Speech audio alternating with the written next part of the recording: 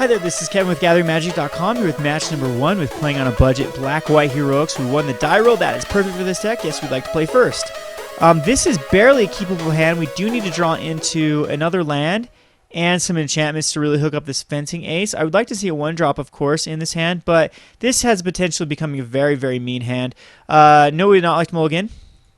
And we could start off here with a Plains, as it would be a little bit of a better card starting off the Plains than a Swamp, as then we could cast a double whited.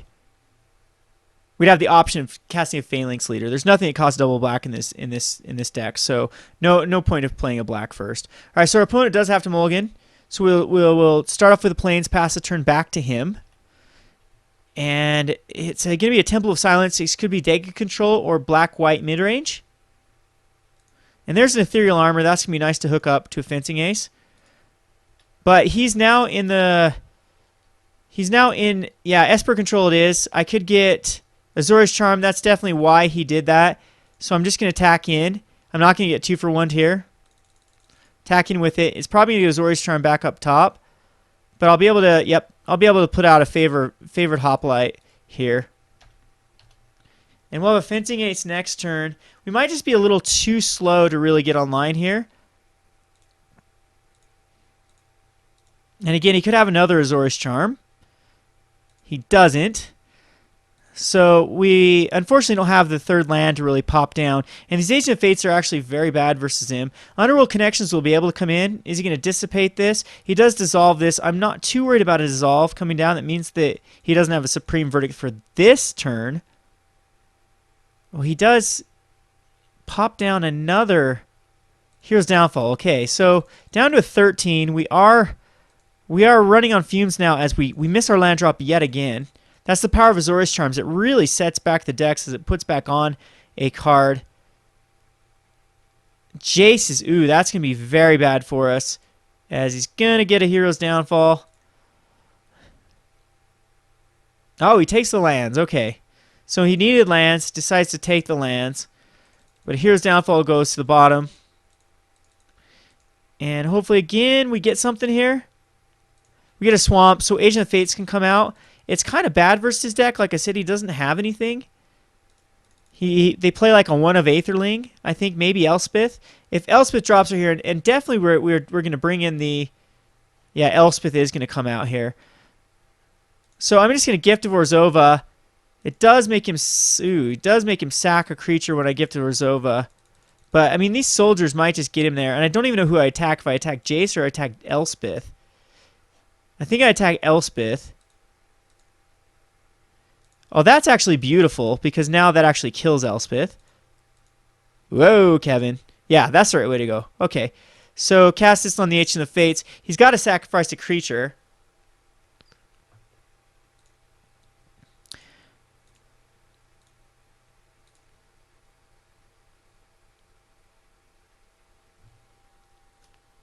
So, a pretty expensive little Elspeth there for 1 token. So, Elspeth down. You cannot block it because it does have flying. Gain 5 life, but again, I'm just opening up myself for a Supreme Verdict. The Orzhov Charm is really cool because I can use it defensively now to bring all this stuff back to my hand. Detention Sphere on the Agent of Fates is really, really bad. Hard for me to be able to come back from this. He still has 3. He's going to reveal cards. I'm going to give him a Doomblade. Yeah, I'm going to give him a Doomblade. Oh, no, I don't want to give him a Doom. He's going to take the Supreme Verdict because Doomblade can't actually hit Agent of Fates. So he takes the Supreme Verdict. That was poor on my part. Still 4 cards in hand as well. Probably has a Dissolve up. I don't have any way to kill that Detention Sphere, I don't believe. Godless Shrine at this point is a very bad card. And too bad I didn't have... The Detention Sphere came out a bit early. And he can still Supreme Verdict next turn. So I definitely should have taken the Doomblade. But if he decides to dissolve it, yeah, that's fine. It's going to take a while. This Jace is probably going to end up beating me here. That's why Heliod is a good card versus Jace. As at least every turn you can start putting out a 2-1. But Detention Sphere is really good as well. And he's just going to wait until he gets a Supreme Verdict. And then he's going to be able to eventually just get me. I'm sure he's got another Dissolve in his hand. So this is the deck. Now this is... Mono Blue Devotion is a huge deck right now, and if you're going to a tournament, I highly suggest running this Esper control list here because it just destroys that Mono Blue Devotion deck. The amount of Supreme Verdicts and Azorius Charms. Azorius Charms are just killer versus that deck, as well as it puts a card back on top of their library, screws up their entire curve, and yeah, so the only card they really need to worry about in the Mono Blue list is the Thassa, which they do have Detention Spheres for. So alright, let's hope not to draw into land here. And we draw into a land. So that's a bit unfortunate. Getting a little bit mana flooded. We'll throw out the Spear of Heliod. At this point, is a really bad card. Jace is going to continue to get him crazy card advantage. He can have the Sphinx's Revelation, which he's going to take. And it's going to allow him to Sphinx back into a million cards. So this is all but over. This is Xathrid Blue deck wins its matchups. It got a fast little start with the Azorius Charms, so able to control against a fast start. We didn't have the fastest start ever. We are getting mana flooded. There's probably not much we can do here. I will play this out, but yeah, really nothing I can do, as he's going to draw his entire hand again.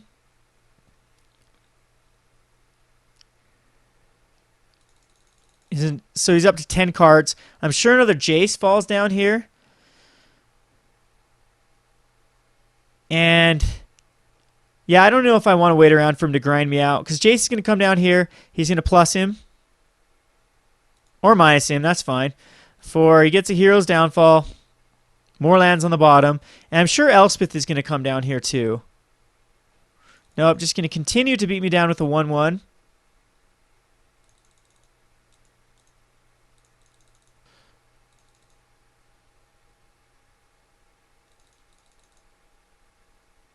He's probably going to ditch. Yep, he ditched 2 Supreme Verdicts here. Yeah, he doesn't need it because he has spot removal at this moment. Yeah, and there's really nothing we can do here. Well, we could always sneak in somehow for some damage. Underworld Connections is going to be probably the best card I can think of. Detention Spheres, though, are going to be really good against my Underworld Connections. In that case, it's almost the point where you'd prefer Read for the Bones, but Underworld Connections does help the enchantment count. I don't think Gift of Orzhov can definitely come out for the Underworld Connections. Agent of the Fate is going to be, pretty bad. We'll be able to actually Orzhov Charm it back when a hero downfalls here and make him sack that soldier. But at this point, it's just, yeah. Return target creature card you control. I guess I could have been using this if I had a 1-drop for Favored Hoplite. I could have ended turned this in. All right, and I guess if we could have been killing this guy, the soldier token, too, with my spear. Oh well. I need to read my cards. But with 6 cards in his hand, and who knows, maybe he just has another Jace in his hand. So there's Elspeth that we're going to give him. That's his other. Yep, Elspeth comes out. He's going to cast his Elspeth.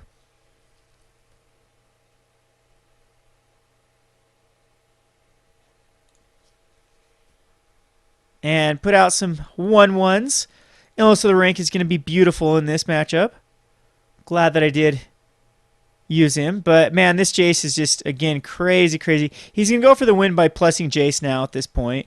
Because he's basically gone through most of his deck with his scrying.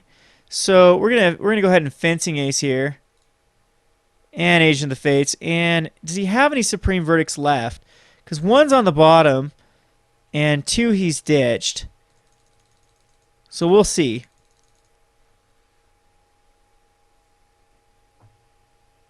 He does have a Supreme Verdict. Okay. Gosh, it's tempting to just put a Whip of Erebos in this deck just so I can get back some dudes. Whip of Erebos is really good again against his deck. He decides not to even attack here. Yeah, this is pretty much going to be a wrap. He's just going to plus the Jace up to find a Aetherling or another Jace.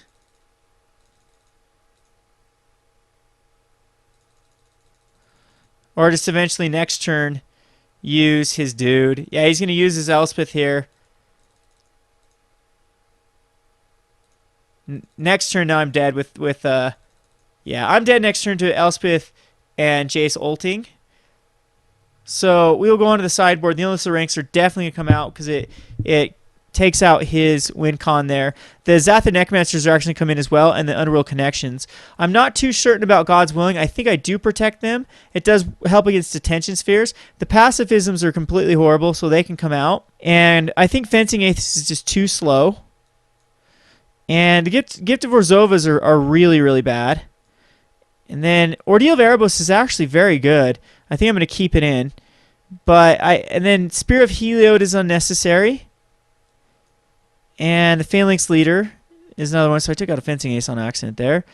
And Tormented Hero. So still 5 cards that I need to get rid of. And God's Willing. Yeah, I need God's Willing. And Orzhov Charm I need as well. So and Fabled Hero might just be too slow. Oh, Agent of the Fates. Agent of the Fates are bad versus him. So we'll bring in a 1 of Fabled Hero. We're down to 17 cards. It's a little bit scary to go that low. I mean, maybe I need a Phalanx Leader instead to try to... No, and I don't know how well I'm liking these Phalanx Leaders, to be honest with you. And, yeah, 17 creatures. Underworld Connection should get me some more card advantage, hopefully. I mean, we could definitely just take out Ethereal Armors and not go for that incredible quick... No, we need those. All right, I'm gonna submit here. We're gonna play first. Yes, we like to play first. We don't have a... Yes, we do. We have a first turn drop at Ethereal Armor. After that, this should be pretty good. We actually need Ordeal of Erebos onto our Tormented Hero, and if he actually connects, we could be in great shape. Like to see that Fabled Hero actually get online, but this is a decent draw. We need to hit into 1 more land, hopefully Plains. And I hope he doesn't have an answer for Ordeal of Erebos before it actually triggers off. See, I like this combo with the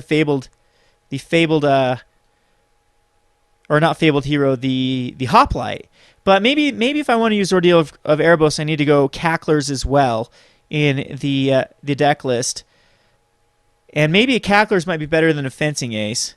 Or not Fencing Ace, Favored Phalanx Leader. As it actually helps it out a lot with the Ordeal of Erebos onto Rakdos Cackler, swing for 3. And then the next turn you can actually destroy the Ordeal of Erebos, make him discard 2 cards. And maybe this card just isn't good. We'll have to see here. Alright, so go ahead and play this Tormented Hero. We should, if any deck is fast enough though, it should be this should be a fast enough deck to deal with the Esper control. And it's kind of tempting to actually bring in, like, go into more 1-drops and bring in maybe Mortal Servitude in the sideboard. So if we did go to the Cackler route, we could have 12 1-drops and then just completely ignore Phalanx Leaders and maybe... But that would just change the whole feel of the deck. I'm going to go ahead and Ordeal of Erebos here. So you lose a life. We get in for 3. We get a counter. But one of the problems is if he does have a blue here, which that's probably the Azorius Charm, unfortunately. So I can't get 2 for 1. This could be very bad if I don't draw a land. Okay, this is actually pretty cool because we can actually just return these to our hand instead.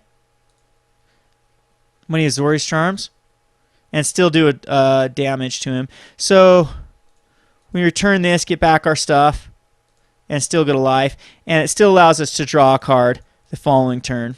So he's down to a 13 because he had to shock himself. So he shocks himself again here. It's going to be for a dissolve. So you can definitely dissolve that Tormented Hero, but we don't have to get it back on top. That is problematic that we're not drawing into our lands. So you can Tormented Hero and actually see if he dissolves it. He does not, so we will Ethereal Armor it. Do a damage to him. Yeah, you can definitely Hero's Downfall, but we still get that damage in. So we have to draw into that land. The land is so pivotal to hit right here, or we're going to be in very, very bad shape. If one of these were lands, we could get an aggressive little draw. Necromancer's going to be good unless it gets Detention Spheres. I'm thinking he's got a Dissolve in his hand as well. I am going to go ahead and just run out a Xathrid Necromancer to bait out a Dissolve if he has one. Because I'd like the Fabled... Yeah, so I'd like the Fabled Hero to actually stick the following turn. So we're not out of this yet. I hope he drops like a Jace next turn.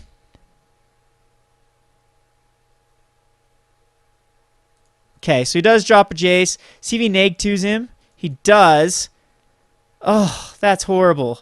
So he gets a Detention Sphere. Ugh, ugh, ugh.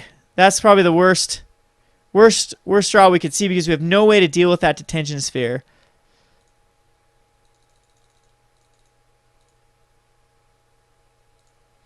Tormented Hero is kind of interesting, but I think, and maybe we do just bait out a Tormented Hero, and then he's got a Detention Sphere, because he's just going to Detention Sphere the Fabled Hero. So we're going to Tormented Hero, and pass turn back to him. I'm sure it's going to get D-Sphered. He's still got tons of cards because of this Jace. Elspeth could, nope, yep, that's what I thought was going to happen. So he baited that out. He's going to +1 his Jace. No, gets another Detention Sphere. So he's going to take the Detention. Oh, he takes the islands. Because now he can actually cast the Elspeth and have a dissolve up. That's what this is. So I'm going to actually cast a Favored Hoplite. And then a Scourgemark. Now we'll go an Ordeal of Erebos on the Favored Hoplite. And he had a Hero's Downfall. Oh, joy. Just so much card advantage with that Jace. Because Elspeth is probably going to come out here. Yeah, no. Now we have to draw into an Illness of the Rank, so we're going to be in huge trouble here. Another Favored Hoplite. I'm going to cast it just so I can draw some cards here. And there's a Godless Shrine. We need that. We need to go through our deck to try to find the Illness of the Rank. Or like I said, we're in very bad shape. And Detention Sphere, yeah, he did. So both of the other Detention Spheres on the bottom, he's running a whopping 4 of in his deck.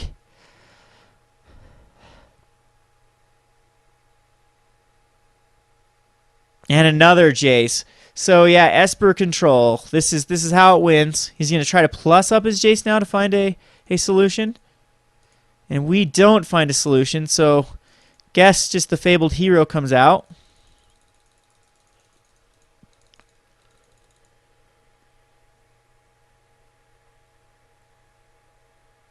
And another Hero's Downfall. Getting controlled. Card advantage controlled. Puts out more 1/1s. So I can basically draw into one card next turn, which is Illness of the Rank, or otherwise this will be a wrap. Yeah, because next turn I think he actually can kill me. But we'll go for it, see if he actually does.